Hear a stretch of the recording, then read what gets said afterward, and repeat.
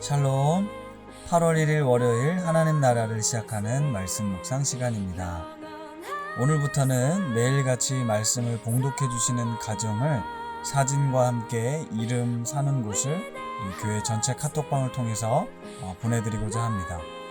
서로가 교회되는 공동체를 소망하며 작지만 이런 노력들이 쌓여서 우리 공동체가 서로 알아가고 주 안에서 사랑으로 하나됨을 누리는 아름다운 공동체가 되기를 기도합니다. 오늘은 저희 가정에서 레위기 18장 1절에서 6절까지 말씀을 읽어주겠습니다. 하나님의 말씀을 경청하십시오. 여호와께서 모세에게 말씀하여 이르시되 너는 이스라엘 자손에게 말하여 이르라. 나는 여호와 너희의 하나님이니라. 너희는 너희가 거주하던 애굽 땅의 풍속을 따르지 말며 내가 너희를 인도할 가나안 땅의 풍속과 규례도 행하지 말고 너희는 내 법도를 따르며 내 규례를 지켜 그대로 행하라. 나는 너희 하나님 여호와이니라. 너희는 내 규례와 법도를 지키라. 사람이 이를 행하면 그로 말미암아 살리라. 나는 여호와이니라. 각 사람은 자기의 살부치를 가까이 하여 그의 하체를 범하지 말라. 나는 여호와이니라. 몇 주 전 틴즈누리 예배 때 청소년의 이성교제에 대해서 정혜민 목사님이 오셔서 말씀을 전해주셨습니다. 지난 봄에도 젊은 부부 대상으로 자녀들의 성교육에 대해서 강의를 해주셨는데요. 그때 성과 관련해서 인상 깊었던 내용은 성을 관계로 풀었던 부분이었습니다.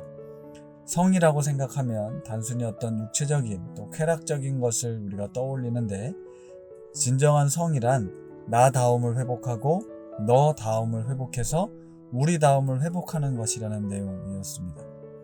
그래서 지난번 아이들에게도 연애도 예배다 이런 주제로 말씀을 해주셨는데요. 사람과 사람 사이의 관계를 어떻게 맺어야 하는지에 따라 그것이 예배가 될 수 있다는 것.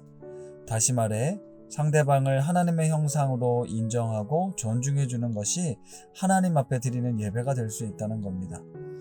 그렇습니다. 우리는 육체를 입은 존재입니다. 다시 말하면 성적인 존재라는 것이죠.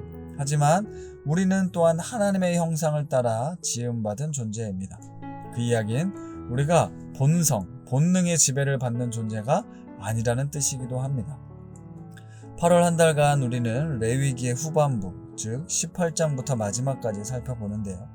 전반부는 제사장 나로로 부름받은 이스라엘 백성의 정체성을 이야기했다면 후반부는 그런 거룩한 백성으로서의 바른 생활을 다루고 있습니다.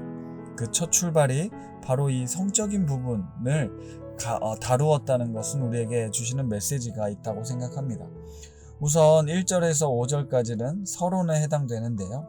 하나님께서 모세를 통해 이스라엘 자손들에게 이런 말씀을 전해주십니다. 너희는 너희가 거주하던 애굽 땅의 풍속을 따르지 말며 내가 너희를 인도할 가나안 땅의 풍속과 규례도 행하지 말고 너희는 내 법도를 따르며 내 규례를 지켜 그대로 행하라. 나는 너희의 하나님 여호와이니라.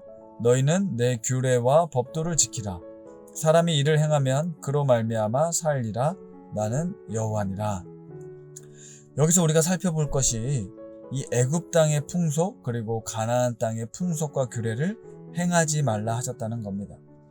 그러면 참 재밌지 않습니까? 지금 이스라엘 백성이 애굽을 탈출해서 약속의 땅으로 가고 있습니다. 그런데 약속의 땅인 가나안은 거룩하고 정결하고 도덕적인 곳이 아니었다는 거죠. 이스라엘 백성들이 이 하나님의 말씀과 계명을 지키기에 아주 좋은 환경이 아니었습니다. 그 가나안 땅의 문화 역시 이 애굽 못지않은 어쩌면 애굽보다 더 심각한 수준이었다는 거죠. 그런데 하나님께서는 가나안 땅으로 이스라엘 백성을 인도하며 광야 생활을 통해서 이처럼 레위기 말씀을 통해서 거룩한 하나님의 백성으로서의 정체성과 그들이 지켜야 할 규례와 법도를 가르쳐 주시며 그 말씀대로 살아가라 하시는 겁니다. 다시 말하면 우리가 살아가는 이 세상, 우리가 보냄받은 이곳은 사단의 유혹으로 끊임없이 우리는 시험을 당합니다. 성적인 부분도 있고 육체적인 부분도 있습니다. 여러 가지 유혹이 우리에게 찾아온다는 것이죠. 그리고 당시 이집트와 가나안의 이 성적인 문제들은 다 종교적인 부분과 관련이 있었습니다. 이방인들을 섬기는 데 있어서, 제사를 드리는 데 있어서 이 성적인 부분을 신과의 접촉으로 생각했던 겁니다. 그런 문화가 사회 전반에 팽배했기 때문에 이 성적인 부분을 어떤 단순히 육체적인 문제가 아니라 어떤 영적인 부분으로, 신성한 부분으로 확대 해석했다라는 거죠. 이스라엘이 애굽에서 400여 년간 종살이를 하며 애굽 문화에 깊이 물들었습니다. 그러니까 당시 그들이 보았던 성문화는, 풍속은 일반적이고 정상적인 범위를 벗어났는데 가나안 역시 마찬가지였다는 거죠. 그래서 하나님께서는 이스라엘 백성들에게 거룩한 구별된 사람으로 구체적인 계명을 주시는 겁니다. 뒤이어 나오는 6절에서 18절까지의 말씀, 근친상간에 관한 내용입니다. 성경에 이런 내용을 구체적으로 기록했다는 것, 대상을 구체적으로 기록했다는 것만으로도 봐도 사실은 좀 부끄럽습니다. 충격적이죠. 당연한 거 아닌가? 라고 생각이 될 수 있는데 당시엔 이런 일들이 비일비재했다라는 의미 아니겠습니까? 하나님께서 이것을 얼마나 가증히 여기시는지 또한 알 수 있는데요. 이런 성적 타락의 근본에는 처음에 말씀드린 것처럼 관계적인 부분, 사람을 하나님의 형상으로 바라보지 못한 문제가 있습니다. 존중하지 못하고 배려하지 않는 거죠. 오로지 단순히 욕정에 이끌려, 본능에 이끌려 어떤 육체적인 쾌락을 즐기는 존재로 전락시켰던 것입니다.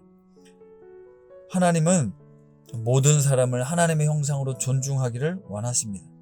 이것이 하나님의 거룩한 백성들이 가져야 될 관점입니다. 이 세상은 성을 상품화하고 대상을 개체화하여 그냥 하나의 도구로, 상품으로 만들어버렸어요. 내 기분과 감정에 따라 내 욕구가 흘러가는 대로 행동해도 괜찮다라는 메시지를 주고 있습니다. 그러나 하나님은 그것이 얼마나 하나님의 이름을 욕되게 하는 것인지, 하나님의 뜻과 위배되는 것인지 말씀하십니다. 하나님께서는 인간의 가장 기본적인 욕구에서부터 하나님과 상관없이 내 본성에 따라 살아가는 인간, 그 죄악을 지적하고 우리에게 하나님의 법과 규례를 지키라고 권면하시는 겁니다. 사랑하는 우신가족 여러분, 우리가 살아가는 세상은 애굽처럼 가나안과 같은 모습입니다. 오히려 성적 타락은 점점 더 심각해지고 있죠.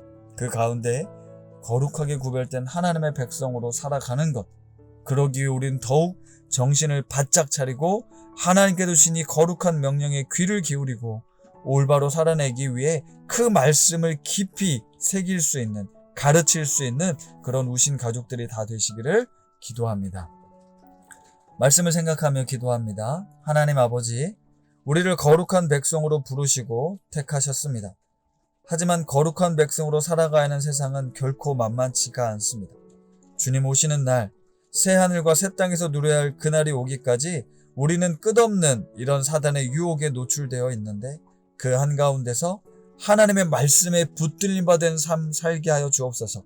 세상이 악해져 갈수록, 죄악이 관영할수록 더욱 주님의 말씀을 삶의 기준으로 붙들고 살아가는 저희들 되게 하여 주옵소서. 예수님의 이름으로 기도드립니다. 아멘.